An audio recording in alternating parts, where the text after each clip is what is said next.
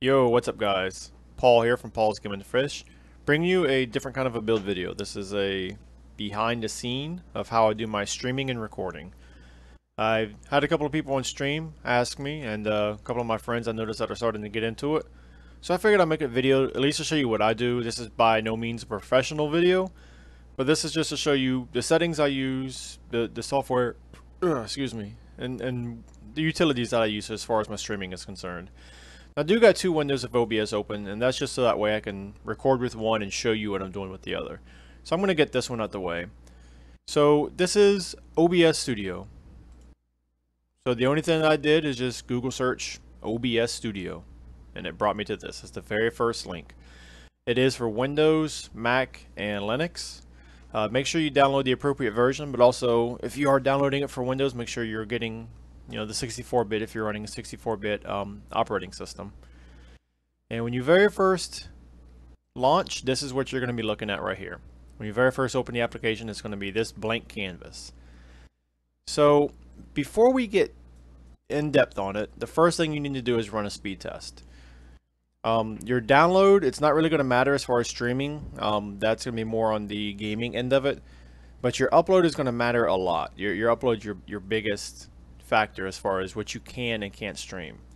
Now, regretfully with my internet provider, their upload sucks. So with this right here, I'm only going to be limited to streaming at 720. I'm not going to be able to stream any higher than that. It's 5.6. They're advertised at 6, but 5.6 is what I'm getting right now. So with that, you need to make sure that you have enough stream or enough bandwidth to stream to where you're not going to lag your game out. Now, there are a couple of websites that give you recommended bandwidths that you can, to set your setting at, your bit rate.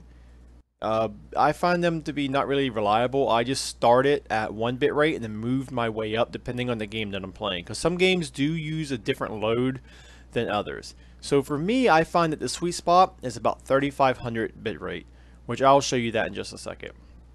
So we launch OBS. And before we get started, before we start adding scenes, let's go ahead and touch our settings.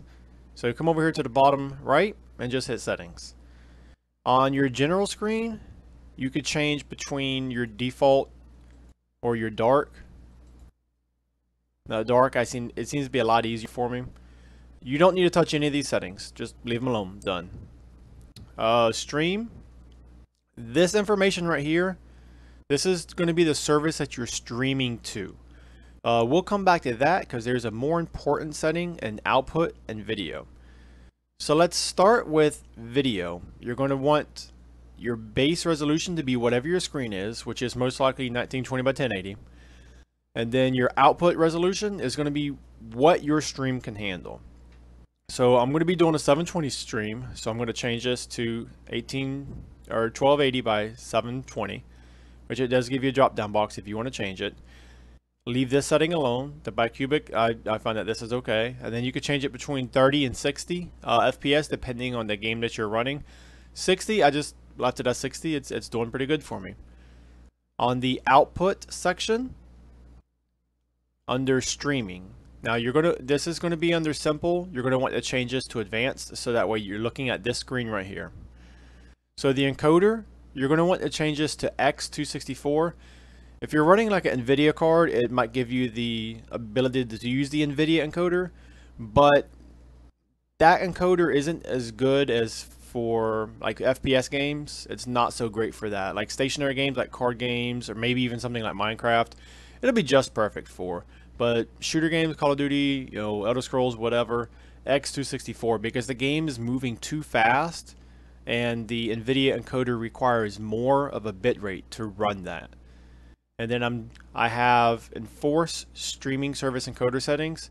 This way here, if you're streaming at a higher setting than what the service that you're streaming to, it will actually downscale it just a bit, but it will downscale it to the maximum that the stream service is going to allow. So it's not going to hurt your stuff too much. It's not going to hurt you on your end. It might change the quality on the other end, but it'll be the maximum allowable that the other end is going to be receiving. Rescale output. I did make sure that this is checked to 720 because otherwise it might try to put it through at 1080. But this way here, you're ensuring that it's going to be pushed through at 780 or 720, excuse me. Rate control, you want this might be set to VBR, variable bitrate. You want to change this to CBR, constant bitrate. And I'm running a bitrate of 3500. Now, if you remember, now 3500. That's 3.5 megs.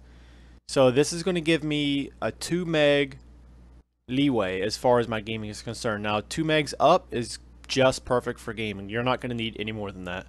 Playing Call of Duty, playing Elder Scrolls, playing Battlefield, 2 meg up is just fine. Your download is stressed more than what your upload is as far as gaming is concerned. But you don't want to go under that 2 meg mark.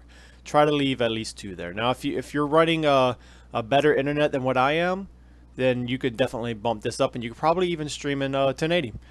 But just because my internet's garbage, this is what we're doing. So 3500 is your bitrate. Uncheck custom buffer size. You want keyframe interval set to 2. This is a setting that like Twitch and Mixer and YouTube they require, because if you have this set to 0, your stream might not even go through. At least that was the issue with me, because when this was set to 0, for some reason every time I streamed it was just a black screen. I set this to 2, it just went through just nice. CPU usage. So this is by default set to very fast. This is gonna determine the clarity of your video. So if you have a good video card, you can bring this down to faster or even fast.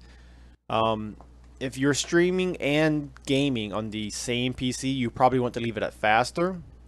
But if you're using a Elgato capture to do your Xbox video, faster or fast should be good for you, because you're not using your computer for anything else besides just the stream. So why not just go ahead and peg it out to max, just get it over with. But if you're using a low-end CPU, then leave this to very fast. Super fast, the quality gets kind of low. Profile is main, tune is none, and then you won't need to change anything else on this. Now under audio, I changed these because I believe that these were default set to 320. That will take away from the video quality of your stream. Now I have these set on 96. During a stream, you're not going to notice the difference. I mean, if you want a little bit better quality, I'd say bring it up to 128. But I wouldn't bring it any higher than 128, because most of the people that are watching your stream are on mobile. You know, at least for my audience, about 80% of my audience is on mobile. And from testing, there's no difference for me between 96 and 128. So I'm not going to tax my video quality, considering the fact that they're watching on a smaller device. I'm not going to tax my video quality just for a higher audio quality. 96 is just fine for me.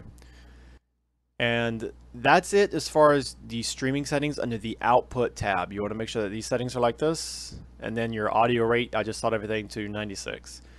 Now, if you do have better internet, like let's say if you have like a 7 meg or 8 meg upload, you can bump this up to, I would say, about 4 to 4200, and that would be highest best quality for your 720 stream. Now if you're doing a 1080 30 frames per second, about 5500 to 6000 bit rate. If you're doing a 60, then you probably want to be about 7 to 8ish. A lot of people are running 8K on a bit rate for a 1080 60 frames per second stream. Recording, this has nothing at all to do with your stream, but this is what you're going to be using if you just want to record a video like I'm doing right now. This is actually the settings I'm using right now to record this. I'm actually using the nvidia encoder to record because the CPU is handling the OBS software, and I don't want to make the CPU handle OBS plus recording plus handle whatever's going on my stream. So I figured I'd force the load over to the video card, and then I can just jack the settings up from there. So I'm doing a constant bit rate, 10,000 kilobits per second, and then these just copy the rest of the stuff from my stream. The 2 keyframe, default main, auto. You know, I just leave these all the same. If you do want to go a bit higher, you can bump this up to 20,000, but it's going to make a very large file size, an extremely large file size. So uploading it might be a complete pain in the ass. So 10,000 seems to give me good quality, and it seems to be able to upload it just fine. Now under video, Like I said, 1080, downscale at the 720, 60 FPS. There's nothing else to change in here. Now, stream. So this is where we're going to determine where we're going to stream to. Myself, I like to stream to YouTube, but you can also stream to multiple different services. So first of all, you're going to need to find your service in the drop-down box. So let's say, oh, my ear is itching. Now, there's a really cool service called restream.io. Now, what this does, you just input all the information in, which mine's already default filled out. So restream.io lets you stream to multiple services at one time. I can do Mixer, Twitch, YouTube, all at once. If you want to do Facebook, you would have to pay for this service, but this is actually a free service if you're just using these services or any service that's listed right here. And you can actually stream to every single one of these services if you want. Not a problem at all. It's just you have to use a custom platform, the RTMP, if you want to do a Facebook stream, in addition to everything else. If you want to do only a Facebook stream, then I just Google search Facebook live stream, and it's the facebook.com/live/create. Click that link, and it brings you to your personal profile, and you just hit create live stream, and it will give you some information. I'm not going to click on it because it does have my stream key in it, and anybody with that stream key can stream directly to your channel. But it's going to have two things when you click on this. It's going to have a stream key and a stream address. So let's say if you wanted to stream directly to Facebook. So I'll come to Facebook Live, and then server, leave it at default, and then you want to the stream key, copy the stream key from the website and paste it into this box right here, and then you'll be able to stream your video directly to Facebook, and then change it to whatever else you want from there. Now myself, I use either YouTube or I would do Facebook. Now we got our settings set up. We got our stream site set up. We understand our speed. We see where we're going to stream to. And we have our program. So now we need to get something set up in our box. So if I'm streaming a game from my computer, we need to add in the game into the OBS software. So I'm just going to come in and select game capture. Some people do screen capture, the display, or they'll do window capture. Those methods will work, but they're extremely taxing on your computer. If you did a display capture, so it'll capture everything that's on your screen, it'll peg your CPU 30-40%. Now that's before you're gaming, before you're streaming, anything else. Just to capture that display, it's running the hell out of your system. But if you're running that game capture, if you run game capture, it barely does anything.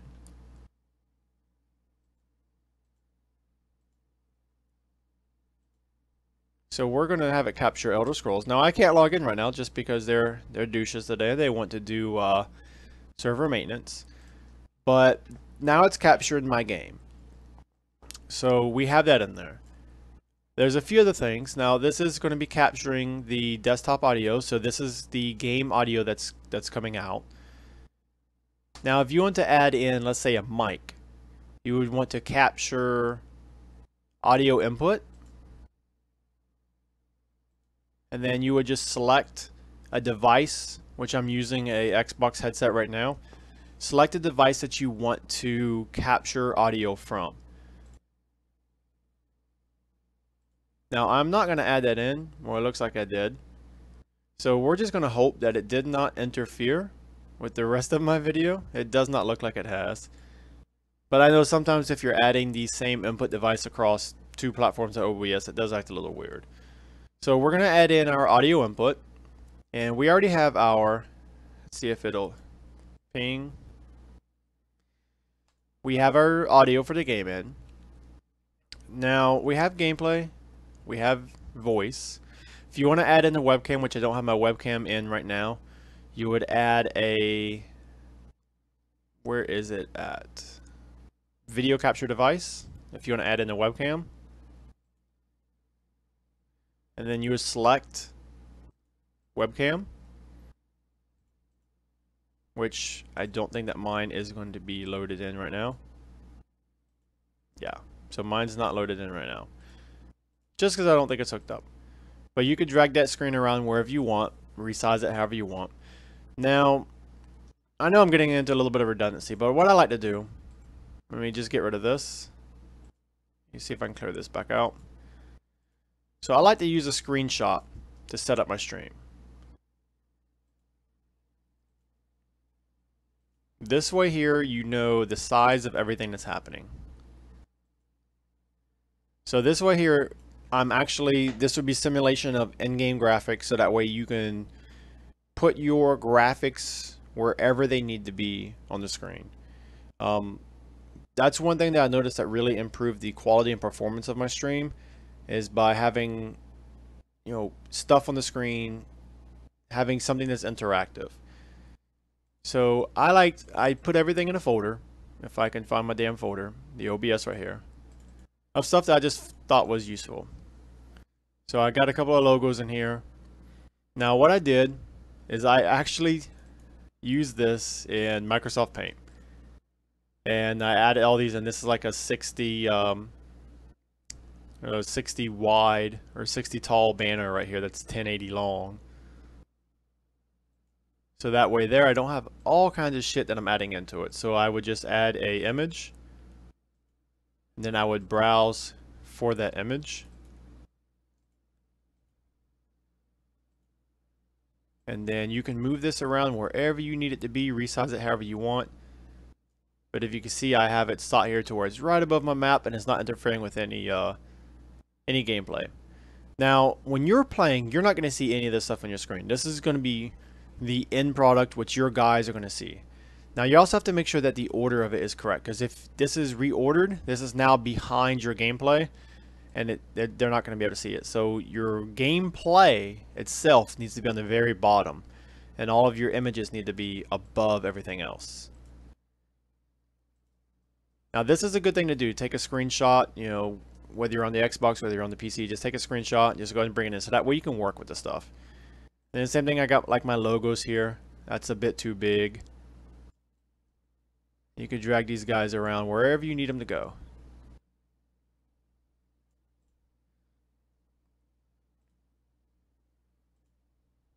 So we got the one that's facing towards the left, so now we need to get the guy that's facing towards the right. And you get the gist of it here. Now you could just take the same one and then flip it, so that way you're exactly right, but I'm not going to count pixels, so I don't care. So that's my basic setup right there. Now there are a couple of other options that you can do with your stream. You can add in a chat. You can add a counter for, like, let's say donations, or a counter for subscribers. There's a cool website that you can do with that. It's streamlabs.com. Now I'm not going to click on any of these right here. But what you would do, you come to streamlabs.com, create an account. This is a free service, but you will come in, let's say if you want to make a goal, a subscriber goal. So this is the goal that I have. You know, I'm just about there, by the way. I'm halfway through the month and I'm 60% through, so that's good statistics for me right now. So I have a goal for August of 10 new subscribers, and I got 6. So you would set this up, and you can come in, you could change like the color and the spacing and the size of it and whatnot, and then you can click this to show the URL, and you come in, hit add, and you would do browser source, and then you would just paste in the URL. Now how this would look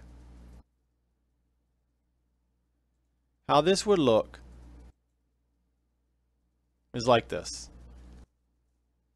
So if you notice here, let me just make this big.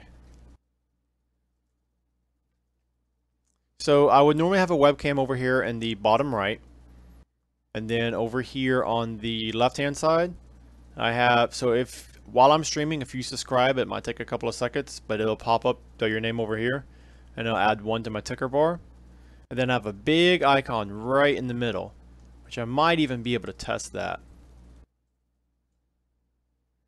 Doop-a-doo-doo. So we're going to go to our alert box. and then we're going to test the subscriber. So right here in the middle of my screen, I'll have a information that comes up. That'll be a test subscriber, and then you'll get a tick right here in the middle. And the same thing, like if you were to receive a donation, like it'll say right here, John, you know, $27, and it comes up on your screen right here. You can adjust like the duration and the colors and the images and all that cool stuff on there. But like I said, this is a streamlabs.com, really cool site. It's all free. I use this also mainly for the interactivity, because I think it's cool when I'm watching the stream that if I subscribe, that my name comes up on the stream. I think that's really cool. And if you think it's cool, most likely other people think it's cool. So I noticed that it's like a train. So when I get one person that subscribes and they come up, and then I'll have like 3 or 4 more people subscribe right after that. So all it takes is one person to get the train rolling on it. And you can set up anything. You can set up like donation goals, you know, whatever. Like I do a stream on my motorcycle, and I'll go out, you know, I'll spend probably about an hour, and I'll do, hey, I need some gas money for this stream. So I put up $5. So I got $1 yesterday. I rode around for like 40 minutes, and I got $1. So that's about how much gas I've used on the bike. So that was a free bike ride for me. But it's like I have an interactivity on that where it's like, you know, where do you want to go, guys? You want to go left? You want to go right? And we kind of just go out for a ride. So there's a lot of stuff that you can do with this. And then the last thing, so you got your game in. You got your graphics going on, you got your settings. The last thing to do from there is just hit start streaming. And then that's it. It's going to start streaming to your services. Now, there's a few things on your end that you need to monitor as well. You need to monitor the quality of your stream. So if you're streaming directly to YouTube, the first thing that you need to do a test stream. Bring it up, see how your video quality is coming through. Is it choppy? Is it laggy? You know, see what's going on. This is going to give you a little bit of a message right here. It's gonna show you like the quality that's coming through. It's gonna show you your bit rate. It's gonna show you if you have any lost frames. If you do, you need to downgrade your settings just a little bit. You need to downgrade your bit rate. You know, so let's say if you have your bit rate set to 4,000 and it's a little choppy and it's just not going right. Check your quality, because if you're running 1080 60 frames a second and you're running like 4,000 bit rate, it's too high of a video quality. You need to bring that down to 720. You know, or you need to increase your bitrate if your ISP can handle it. But also, if you're at 720 and you're at like 4K bitrate and it doesn't seem right, what it could be is you're trying to force too much connection for something that you don't have. You're trying to force more data through a smaller pipeline. So bring that quality down, and you're going to notice a smoother experience. Now, I find that a smoother video experience is more important than the quality itself, because you could be watching a nice clear 1080 picture, but if you're watching that shit at 20 frames a second, it's going to hurt your eyes, it's going to hurt your head. Nobody's going to want to watch that crap. But if you're at a 720 stream, it's not going to matter so much. As long as it's clear, or excuse me, as long as it's nice and smooth, 60 frames a second, you're legit getting 60 frames a second. You know, they'll stick around in your stream a bit longer than what they would if it's nice and choppy. Alright, so I'm probably rambled about everything, but this is just what I do. Literally, it's that simple. Just Google search some images. But yeah. So if you guys have any other questions, comments, if I left something out, which I'm pretty sure that I did, let me know in the comment box down below. Alright guys, take it easy.